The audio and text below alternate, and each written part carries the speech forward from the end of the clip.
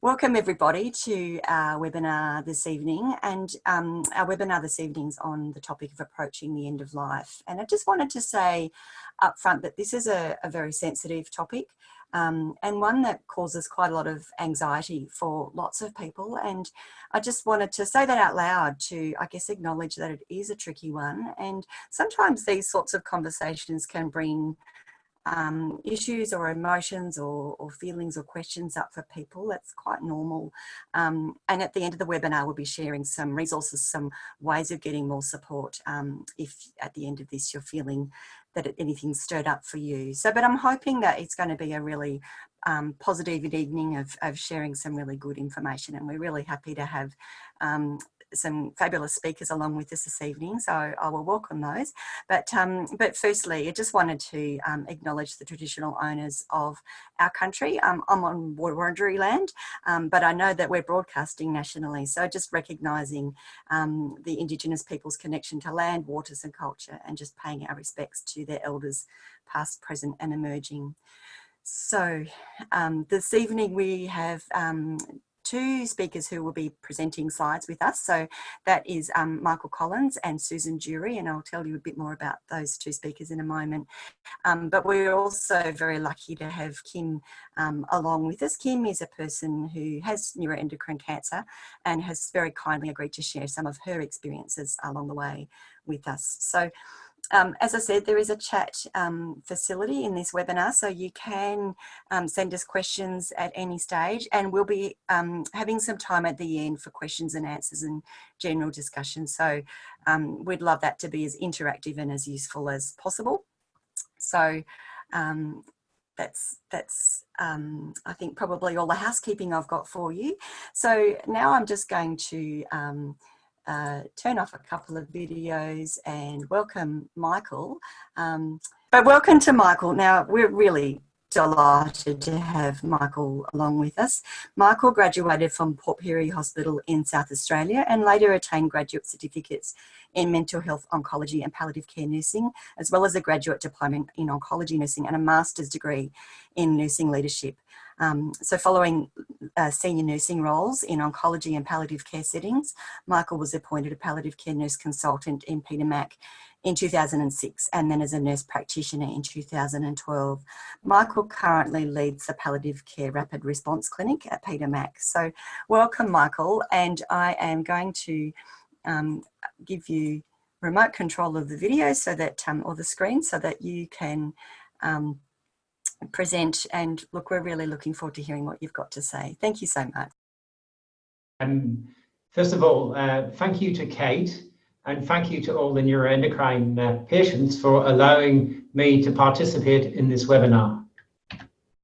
I'm looking to talk about the role of palliative care has in looking after patients. So palliative care, the World Health Organization describes palliative care as designed to prevent and relieve suffering for patients and families facing a life-threatening illness. And palliative care is the total active care of people whose disease is not responsive to curative treatment. And care is delivered in a coordinated by medical, nursing and allied health staff, where possible in the environment of patient's choice. And we're aimed at controlling pain, management of symptoms, and support for other physiological, social, emotional and spiritual issues. And it also offers post-bereavement follow-up for patients after people die. The public perception of palliative care is generally poor, and it's often associated with only dying, and that it's not available to people undergoing treatment, and that professionals are reluctant to discuss death as part of the picture, and patients may not be given enough information. So often when people think about palliative care, they think about these images, and that's often about people who are in a terminal phase of illness. But most of the contacts that I have with people are not with people who have this appearance. They're people who've got a life-limiting illness, who may be undergoing cancer treatment, who will benefit from some of our services, abilities and capacities to help with their patient journey. And often the difficulty with palliative care is it's seen as if it's a damned if you do and damned if you don't. Sometimes people's illnesses can progress regardless of what treatment, and people might be reluctant to access palliative care because of the association with end-of-life care, and also the association with being prescribed strong medicines and a sense of loss of control. And that there's a lot of myths in the community and in the medical profession about palliative care, that it's about giving up on the patient, and that palliative care is about end-of-life care, and palliative care starts when curative treatment stops, and palliative care is doing nothing, and that palliative care is just associated with voluntary assisted dying, which is now enacted legislation in Victoria. So, but there's an evolving model of palliative care, which has got a very strong evidence base for. So it used to be, back when I first started palliative care in the 1980s, that patients would be given active treatment, and then at the end of the active treatment, they would be referred to palliative care, whereby they would be cared for to their end of life. But the new model is that we sit alongside the oncology teams and we work as partners with the oncology teams, but not only with the oncology teams, but with patients and their families. We're very interested in their experience, and we want to be patient and family focused and enable the care that they want.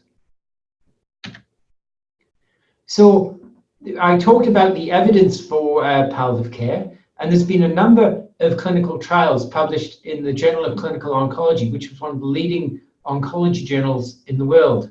And what it talks about is that there is a growing recognition that palliative care is an integral aspect of cancer treatment, with the ability to improve quality of life, prevent unnecessary hospital admissions, and the use of health services, especially when it's instituted early in the course of disease.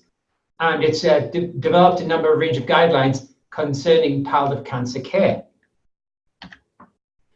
There was a landmark study in 2011, and this compared a group of patients, half of whom were referred to palliative care as a routine as a routine standard of care, and half of those who only received a palliative care referral if the oncologist had thought about it.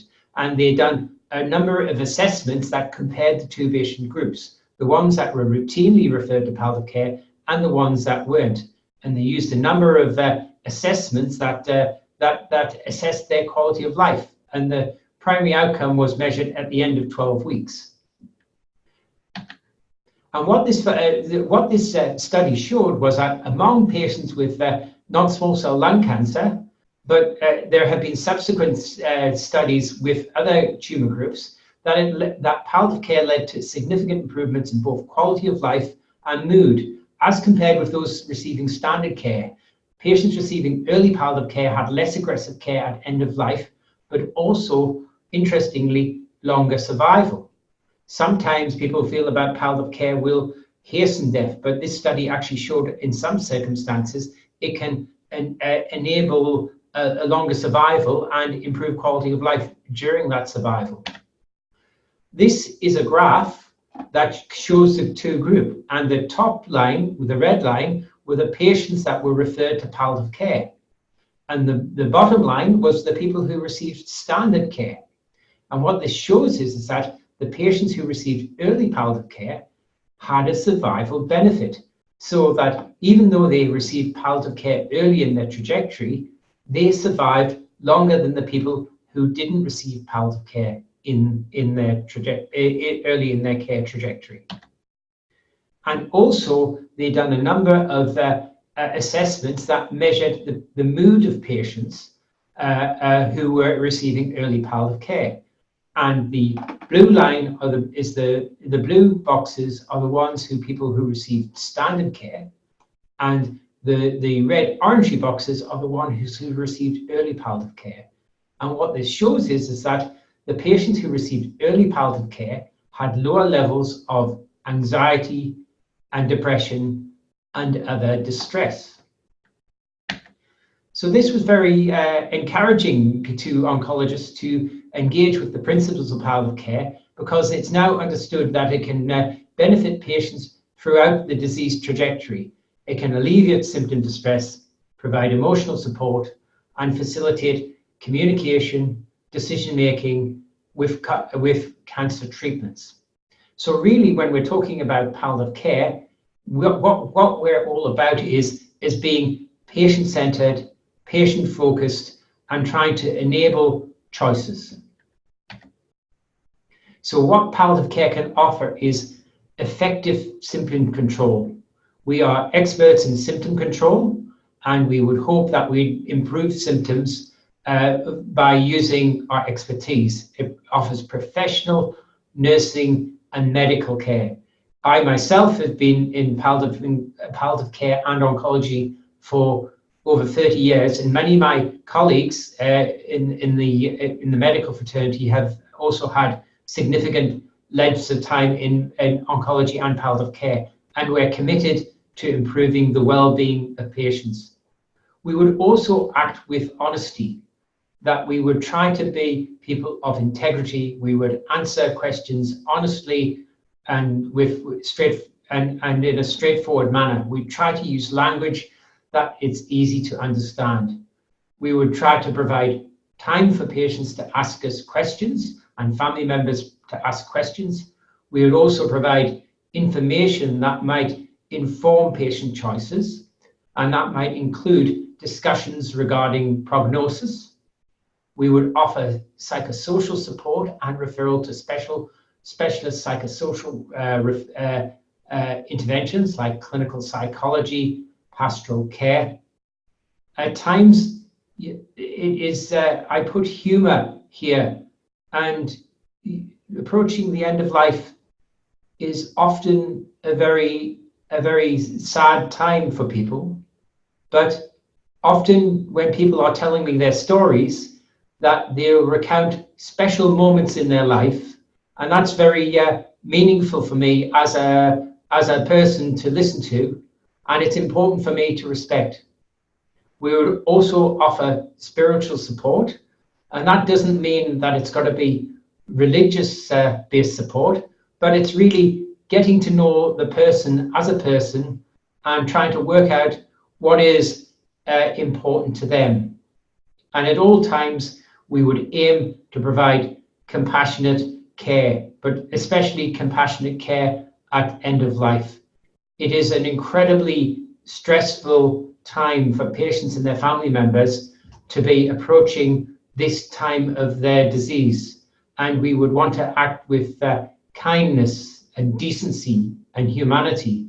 And we would do this by trying to schedule appointments close to their oncology appointments. We do this by trying to take extra effort in communicating with primary care providers like GPs. And we'd also like to do this by listening and responding to the concerns of patients and their families. So in closing, I'd like to say that palliative care, we're aiming to is to support patients. We want to be patient-centered, and that we just want to respond to people's needs and help them where we're able. And I think that's all I wanted to say. Thank you for your time. Michael, thank you so much. I think that you've managed to cover a really broad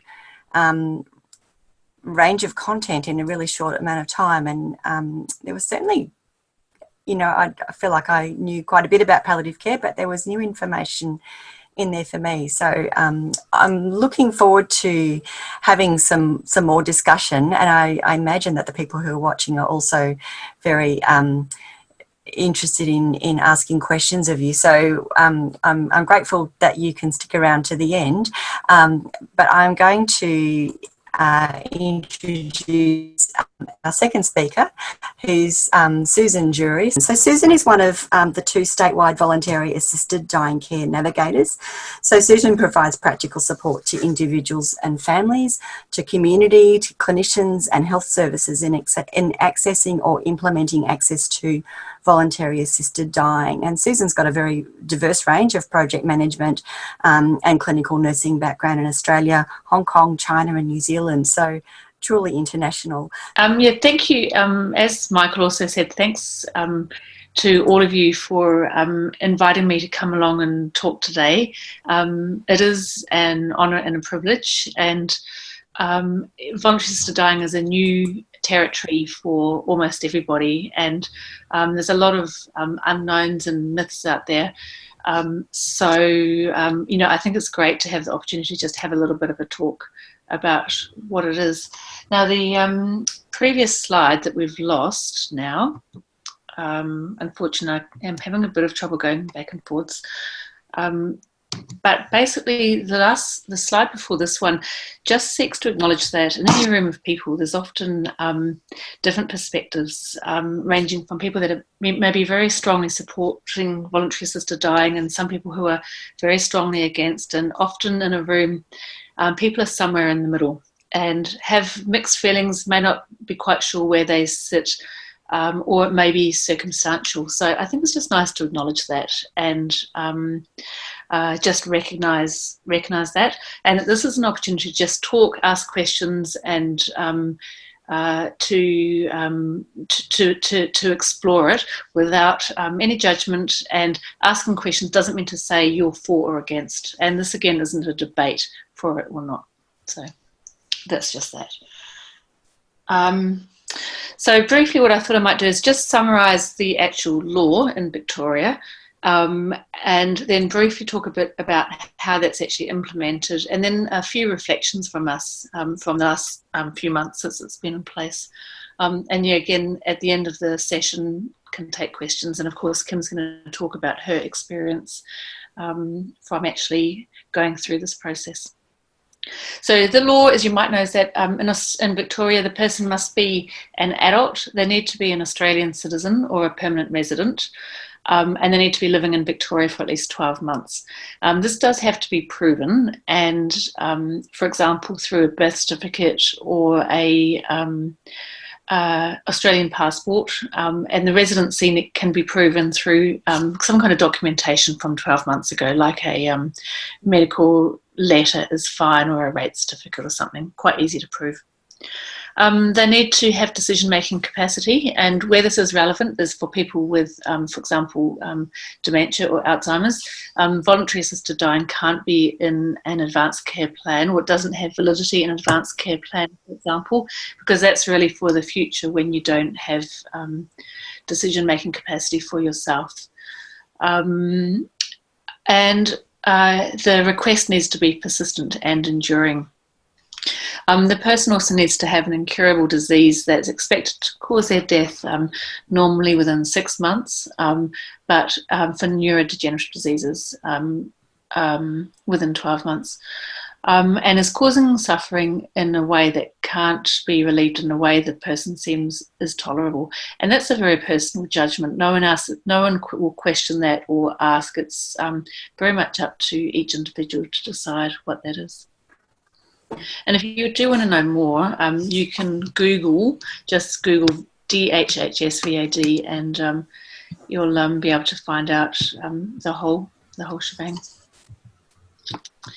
Okay, so this is just from the intolerable suffering from overseas shows that we're often this is just a sample of what people say, is that loss of the joy in doing the things that people want to do is one of the most common reasons people seek access to this, loss of personal autonomy and dignity. So you can see a snapshot there. Okay, next. And so so just to give you a broad overview of the process is that a person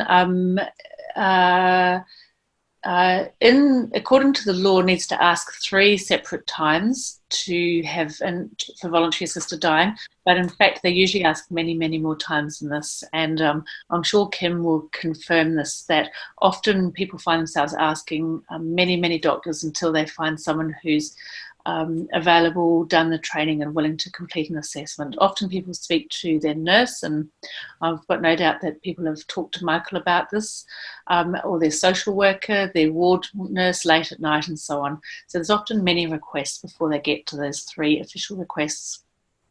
A person has 3 appointments with 2 different doctors. 2 of those are for medical assessments, which are quite straightforward assessments actually, and then a completion of some formalities and forms and so on. Those doctors need to have completed voluntary assisted dying training, which is about 6 hours online. And basically once all of that's gone through, then the doctor receives the permit, they can write the script, and then the person can contact the pharmacy to get the substance delivered to them. So next slide, thank you, Kate. And once the the permit is issued to the doctor, the pharmacy, it's a statewide pharmacy and it's based in Metro Melbourne, and the pharmacy will come to the person and spend as much time as is required to go through the process with the person. And I think that what's important here is that at no stage does a person need to go through with anything at any stage. They're always entirely able to opt out at any point. And in fact, overseas shows that of all the people that request and then access voluntary assisted dying, only about 20% of people ever actually take the medicine. Yeah, so small people, and often it's just the reassurance of having it there that's as much as is needed. So next slide, thank you, Kate. So all of this process does take time, and again, I suspect that Kim will verify this, that so far it's been shown that it's really wise to, if you're considering this at all, to plan early and to speak to your usual doctors very early. There's a few questions you can ask them. Firstly, in principle, do they support voluntary assisted dying? It's entirely optional, and no one has to take part. And so what that means is that your doctors also don't have to take part. And they can say, no, I'm sorry, but that's not for me. And then if they say yes, in principle, they support, then you would say that when the time is right, you don't have to be yet, would they complete the assessment for you? And if they say yes, then the next question is, have they done the training? And the key is that they do need to have done this training, and this does take some time. It's only, even though it might be 6 hours, it's hard for a doctor to find 6 hours in their day, and they do have to pass the test. You can always suggest to them to look on the website themselves, or you can give them our contact details and we can talk through the training involved with the doctors. Next slide, thank you. And you may know this, but I think it's important just to highlight this, that all healthcare professionals, doctors, nurses, etc., social workers, are not able to ever suggest voluntary assisted dying to you. So if it's something that you're thinking about, you will have to raise it, and you will have to ask about it. And just saying you've had enough in life, or that something that's a little bit more vague may not be enough. It is really the law that they need to hear you say it in a way that they feel quite confident of exactly what you're meaning. And bearing in mind that asking about it doesn't mean to say you're going to go through all the way to the end. It means you, in the first instance, it means you may want some more information. And once you've raised it, your healthcare team, they can discuss it with you. But what you could find is that there is some confusion in the community amongst doctors, with all staff, that they're really not quite sure. It's really new territory. So you may find yourself having to ask it quite a number of times, because doctors and nurses are a little bit nervous about breaching this law. Okay, next slide, thanks. One thing that my colleague and I really ask is that if you have identified doctors who are willing to take part in this with you, to please don't share their names with your in your support groups or on Facebook or in any other way with people who might approach you asking for these details, because doctors are they're very conscious of their own privacy, and rightly so. And it's for them to, if you ask them and say yes, no problem to share, then that's absolutely fine. But otherwise, we'd ask that you maybe suggest that your contact or your friend contacts us, and then we can connect them with a doctor. Next slide, please. And who are we? Which maybe I should have put earlier on in the presentation, but we are the statewide voluntary assisted dying care navigators. There's 2 of us in the role, and we are here for anybody. So we're here for people, their friends, their families, doctors, nurses, health services, and everybody. And we're basically there to help navigate anything that needs to be navigated. So that could be connecting with doctors, finding doctors who've done the training, helping doctors to get through the training, really making sure that people are connected in with palliative care and other end-of-life care, etc. So, yeah, we get asked things all the time that we don't know, and we will also find that out. So please always feel free to call us at any time. And the last note there is that we also administer some financial support for people. So, for example, if you normally see a doctor in the public health service, but for this you need to see a doctor in private, there's some funding to help support that. Next slide, please. So that's that. We've done that one. So next slide, please. That's just financial support that can be available. Contact us for that. So these are just a few considerations that we've come across. And I think this first one is really, really important, that voluntary assisted dying should really only be one small part of end-of-life care. And it absolutely should never be something to be considering to replace palliative care. That it's one aspect and one option of end-of-life care. So if your usual care team isn't supportive with voluntary assisted dying, it doesn't mean to say you don't leave them and move to another care team. You can keep all your care where you do now, but you may have other doctors who take part in the voluntary assisted dying part. We have people come to us often, and when we ask them about palliative care, some people say, I don't want pal care, I want this. And it really isn't one or the other. Or they say, I saw my parents go through palliative care and I don't want that for me. And it's like Michael said in his previous slide, the model has changed dramatically in the last, I don't know how many, 10, 20 years. And what happened for parents is very different to what happens now. The second point here is the potential burden of choice, and that people have, the whole point of this often for people is having a sense of control and having that choice in life, when often people feel like you're really losing a lot of that choice. And I think that what we see is that sometimes during the process of going through assessments and getting doctors, there is a risk of losing that control. And that can be very stressful, and it can cause a lot of anxiety for people because they feel that they're going to get this control through voluntary assisted dying, but actually they lose that control, having to wait for assessments, wait for appointments, wait for administrative processes. And I think it's really helpful for people to be really aware of that. Some other considerations is, who do you tell? And some people are very open and willing to discuss it with everybody, and some people worry about who they should tell and they want to keep this very private. How do family feel? Everybody, family dynamics affect all of us, and this can heighten those where there's conflict in a family. This is something that can heighten that. Yep. And the other point is, it adds a consideration with thinking about where you might wish to be at the end of life. For example, some health services may not be supportive of utilising voluntary assisted dying, so that needs some discussion, and that's where the navigators, we can come in to help work with your health service or to find that out for you. The other point is that this is a Victorian law, and so we don't really recommend people use this medication or this substance outside of Victoria, because there is a potential risk that it would then be called suicide.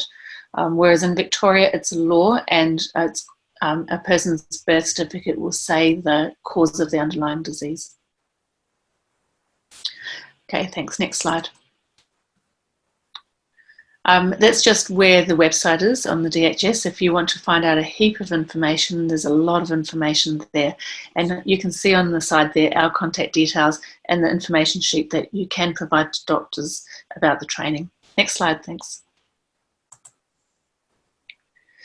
So just some closing thoughts is that, as I mentioned, participation is optional for everyone, and it really does impact how you may discuss with your doctors. Reminder, just a note that staff will not raise it with you, you'll need to raise it, that it does take time, and it really does, and it can take, if it's quick, getting through the assessments and to the point where you've actually got this, the secure box of medicine in your cupboard. I think it's not unrealistic to say a month, easily a month. And have your documentation ready, in particular if you don't have an Australian birth certificate or passport. That can be a bit tricky for some people. We're a resource for everybody, so keep us in mind. And just that it isn't for everybody because of that lengthiness of the application process, and also that degree of burden of going through the process and having that choice. It can be a stress for people. So it is something to be considered carefully. But then for some people, just that comfort in knowing they've got that control can be incredibly reassuring and help them to feel more comfortable. Okay, next slide. That's that. So I hope that was of some interest to people, and yeah, that's that. Thanks.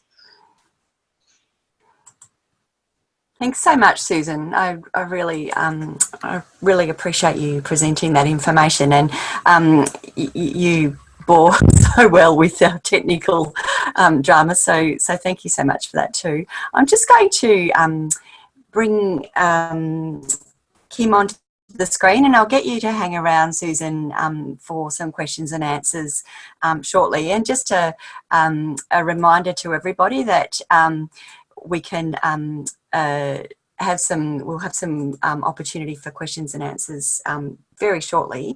But I just wanted to bring Kim up onto the screen, and hopefully she's, oh, there she is. So hi, Kim, and I wanted to introduce Kim. I first met Kim and her husband Matt almost 3 years ago when she came along. They came along to our Melbourne support group.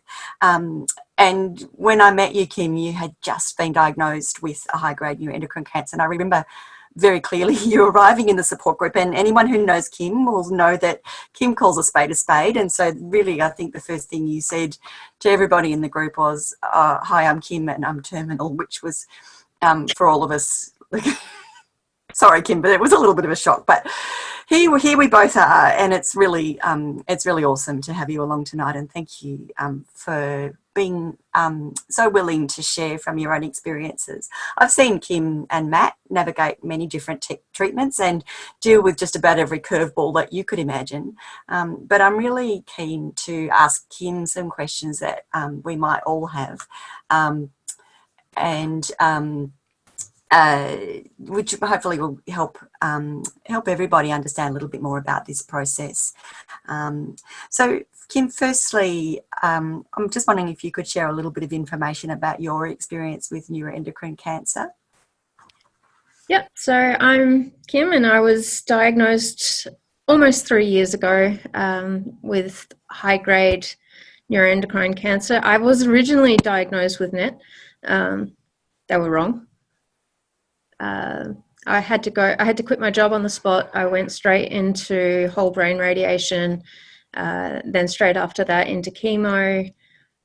Since then, I've had stereotactic radiation to my lung, stereotactic radiation to the brain. I should have said I have a lung primary and brain mets. chemo didn't really work for me. Radiation worked pretty well. And now I'm on immunotherapy and have been since February last year, and it's working really well for me. So it's amazing how much things change these days with medicine, because my neuroonc told me that they would not treat me the same way that they did when I was initially admitted. So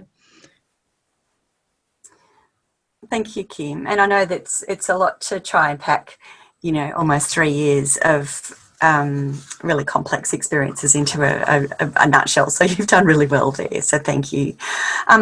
So I guess the reason that we're talking to you today is that we know that you've gone through the process for voluntary assisted dying. And I wondered if you could just share a little bit about your experience navigating that system, if that's okay. Yep. I started trying even before the law came out. I was already asking doctors, and everyone said to me, no, we can't talk about it yet. So it took me about 3 months to go through the whole process. Obviously, they're very cautious about it when it's in the early days. Can already wipe out a month, because it took me a month just to find a doctor who had had the training, and you have to be really specific. That, you know, can you help me access Victorian assisted dying? And you basically have to say that every appointment, even if it's a doctor that you've already spoken to, say it at the start of every appointment, because they're not allowed to talk to you if you don't raise it. And you have to say every time, I want to proceed to the next stage. To be fair, I wasn't really pushing to get it that fast, so I'm sure the process could have gone a bit faster. But I think it's good to be cautious with this early on.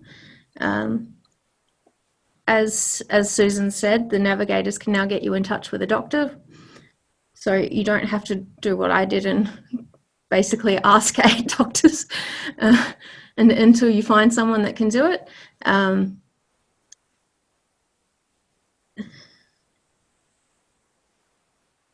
I will say that all 8 doctors that I approached about it were fully supportive, and a lot of them offered to go through the process with me, but said that they were not able to assist me with starting the process. There is a lot of paperwork involved and a lot of appointments, so technically it is meant to have a minimum of 10 days to get to it. That's not at all realistic, I don't think, at the moment. But once you find the first doctor that can start you on your journey, it's pretty smooth. You don't need to find the second doctor. They'll refer you to a second doctor, and they will tell you every step of the way what needs to happen next. It's great that the pharmacy will come to you. I actually had them come to me while I was in hospital with sepsis. They had to sneak in. So that was a bit interesting. But then, because I had a private room, we were able to talk about it. It took about 2.5 hours once the pharmacy came in to go through the process. So they explained the process to me. There was a manual. And then I went through the process, but with sugar.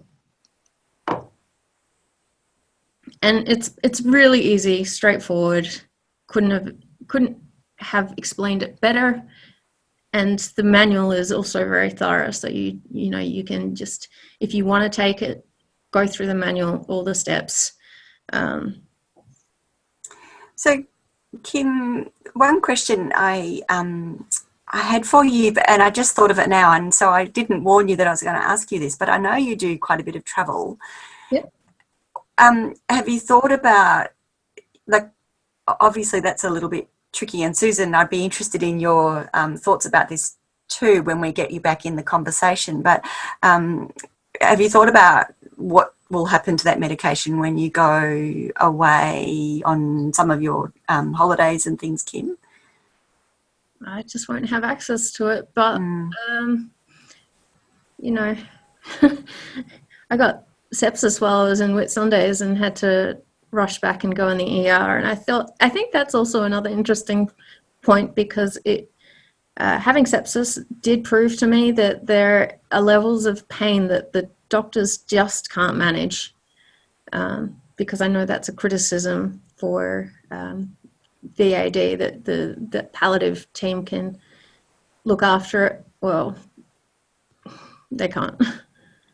And I think that it would be good to bring Michael in on that point as well. So when we've I've just got one more question for you, and then I'll invite Michael and Susan back into the conversation, and we'll have some questions and answers.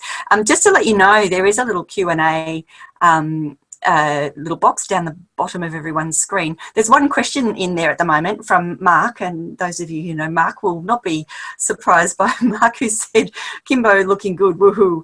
So it's not exactly a question, but Mark, we love you as well. Just, Kim, on a final note, before we open it up to the questions and answers, what advice would you give others who were considering this process for themselves? Get in early. Yeah, I mean, look, you can see that I'm not about to die, but I wanted to be prepared, and I'm a controlling person, so I want a plan B. You know, hopefully I don't need it, but it gives me a lot of comfort knowing that it's in the cupboard. And yeah, just also remember to raise it as a topic every time you go into an appointment, because they will small chat your head off. And I just want to say as well that I have full support from my family. I've had so much support from my support groups online, including the Unicorn Foundation. People are very understanding. Yeah. And was that a surprise to you, Kim, that people were? Absolutely. I was so nervous about posting about it. And even the American group that I'm in, where there's a lot of Christians, gave me a lot of support. They said, I wish we had that option. Oh, and shout out to Palliative Care, because I have a palliative care team and they are wonderful. I think that, you know, one of the things that I was very keen to, and I'm going to bring Michael and Susan up on the screen again, because I'm keen to have them as part of the conversation as well at this point. But one of the things that I was really very keen to make sure that we really acknowledged was that these aren't mutually exclusive options, that palliative care and voluntary assisted dying in my mind can be very much a side-by-side relationship, or very much a side-by-side conversation. So Kim, thank you so much. Can you stick around for questions and answers? And look, I just will say to everybody, I can see that Mark has written a question in the chat box, so maybe we'll kick off with Mark. And I've also got a couple of other questions that I'll feed in if I don't get any more coming from our viewers. So Mark has asked, and this is probably a question for Susan: does the substance used have a use-by date? Yes, it's a good question, and it doesn't, and it was specifically, that was one of the kind of requirements for it. So once you've got that substance in your possession, no one calls you and says, oh, hey, by the way, you're still alive, and they don't call it back or retract it. So once you've got it, you've got it, and no, it doesn't expire, so you can just keep it in the cupboard. And yeah, so that's good. Yeah. And thank you from Mark about that. There's another question from Judy, and it's and she says, Kate and Michael, I also have Kim's concern regarding pain at the end of life stage of cancer. How effective are doctors and or palliative care staff at controlling pain during the end of life stage of cancer, and will the pain always be able to be controlled? So I'd be interested in Michael's thoughts. If I can throw you in the deep end, Michael, are you happy to field this one for us? Absolutely, thank you. Can you see me? We can see you, thank you, Michael.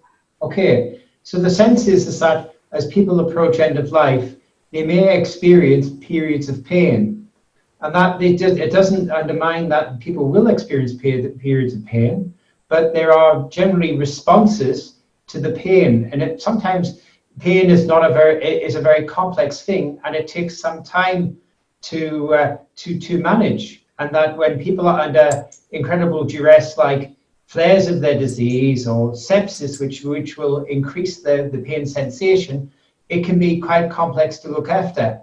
And often, not all healthcare professionals are as well versed in pain management guidelines, and it's really about having a team approach.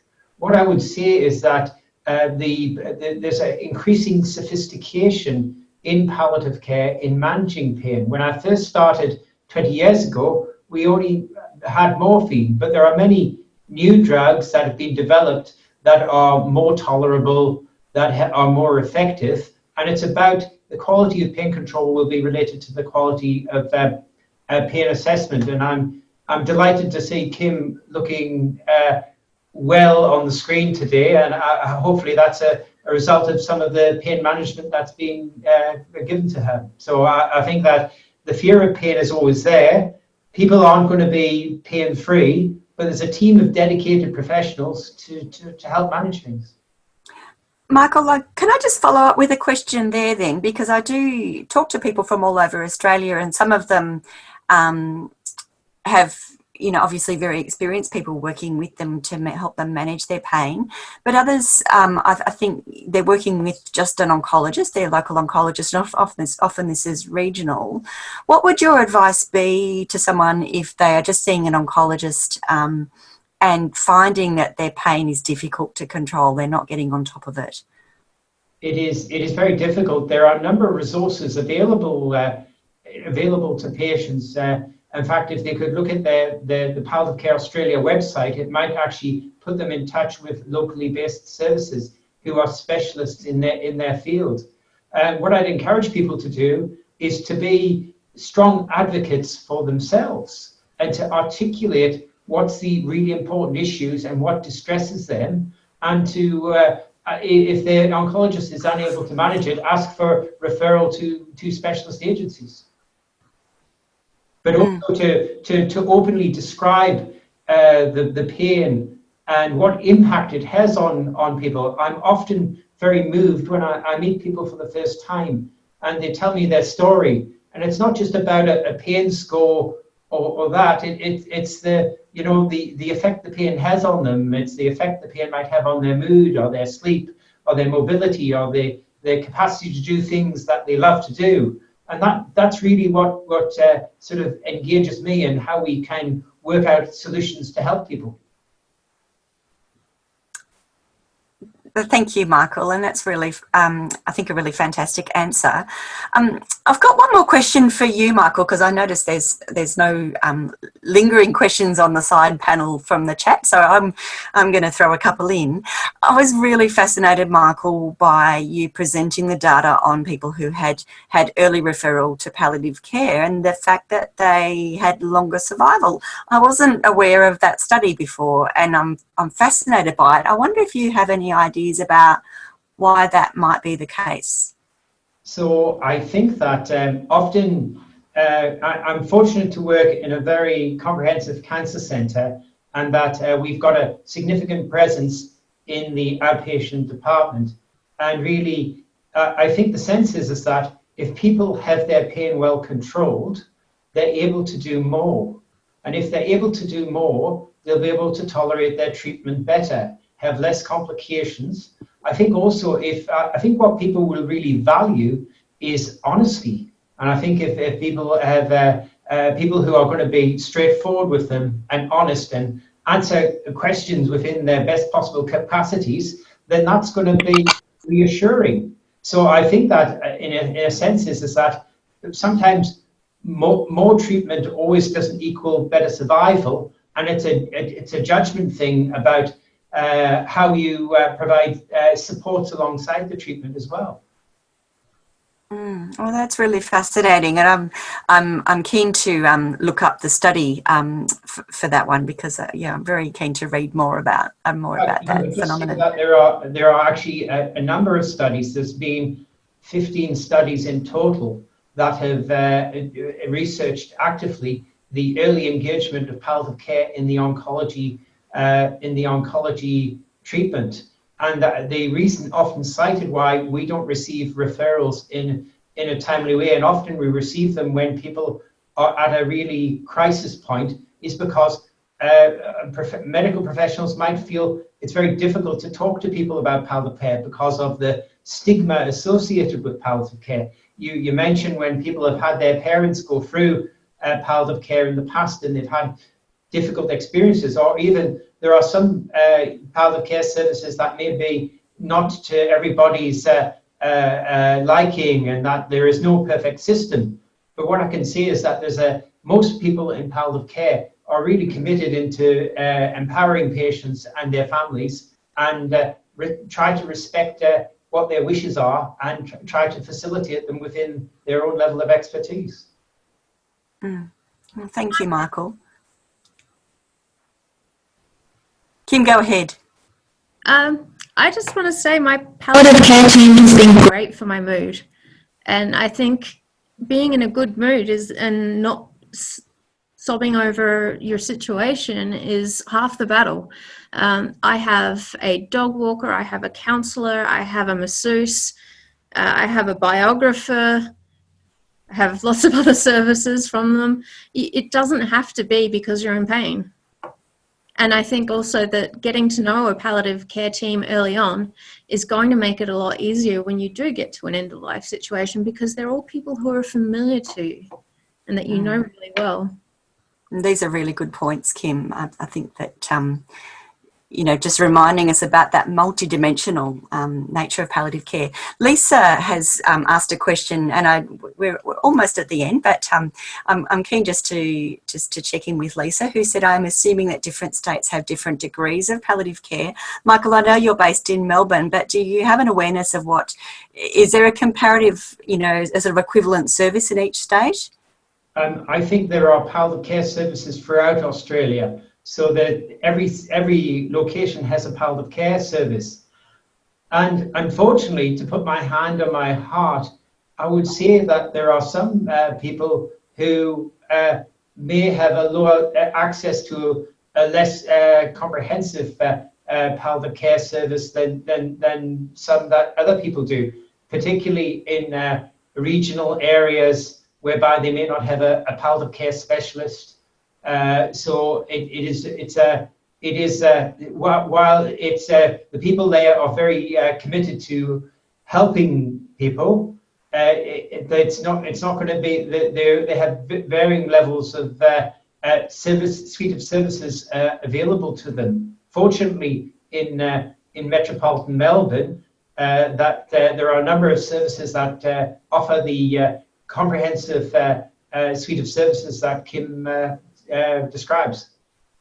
And I know it's interesting, actually. I was down in Warrnambool on the weekend at a conference, and there's a new volunteer-based palliative care home hospice service being started up, which is and it's actually really very comprehensive, the sorts of things that they're offering people. So I think that these sorts of things are springing up around the place. But I think that your point, Michael, about if you're not getting good symptom control with your team and whoever you're seeing at the moment, that may well be worthwhile asking for a referral to someone who might have a bit more expertise in the area. It's right on 8:30. I do have one more question for Susan, if it's okay, before we finish off. And this is a question that patients have asked me, Susan. With the voluntary assisted dying in Victoria, and we know this is state legislation that's specific to Victoria, the person's, if they go ahead and they take that medication, the death certificate states the cause of death to be their cancer. Is that correct? That's correct, yeah. Okay. So it is reported to births, deaths and marriages that the person was holding a permit, and if it's believed that they took the substance, and that's part of the safety of making sure any substance is returned to the pharmacy and not lingering in the community, and to keep records of how many people actually use it. But the forward-facing, public-facing death certificate will say the underlying illness. Yeah. That is if the medication is taken in Victoria. And this is the risk of if somebody is out of the state at the time they take the substance, where there's a risk that that might not be the case. Okay, well, thank you for clarifying that. I just wanted to make sure we covered that, because it was a question that had come up for in some of the conversations. So just to finish off, I did want to again acknowledge that this can be, a confronting and tricky topic for people. And, thank you everybody who's joined us this evening. And thank you so much to our presenters, to Michael and to Susan and to Kim. I've just really appreciated your and your knowledge. So thank you so much. I've just got up on the screen some links for information and support. So the Australian Centre for Grief and Bereavement, with a toll-free line and a website there. Lifeline. So if this conversation is leaving you feeling a bit raw and vulnerable, and that you need to talk to someone tonight, Lifeline's a 24-hour service throughout Australia that you can call. So that's 13 11 14. And then I've got the details of the statewide Voluntary Assisted Dying Care Navigators. Gosh, that's a mouthful. That wouldn't fit very easily on a form, Susan. But your details are up on the screen too. So, Susan, can I just check, is it a Monday to Friday service? Yes. Yeah. And I know I've left answering service messages, so I know there is an answering service, and you've called me that really. Leave a message, that's right. And it's likewise for the Unicorn Foundation, so you can contact me on 1300 287 262. I beg your pardon, I've got the wrong number on there, so there you go. I'll correct that on the video version. I don't know why I did that. That was me giving a big typo. So yeah, 1300 287 363, and my email address is there too. I'm part-time, so but those who call me often know that to leave a message on my answering service, and I'll definitely give you a call back. So just when this webinar finishes, just for the people who have joined us, there will be an evaluation survey.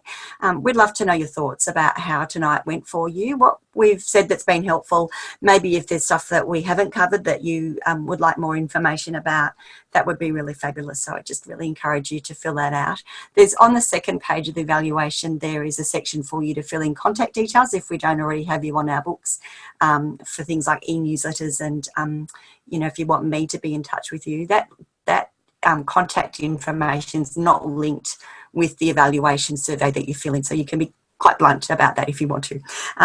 So look, just without any further ado, I'm going to close this up now, or wind up. And thanks once again to our presenters. Thanks to everybody who joined us. I really do appreciate everybody's time, and look, wishing you all the best for this evening. And yeah, look, don't hesitate to be in touch at any stage if you'd like further support. Take care, everybody. Thank you. Bye. Thank you.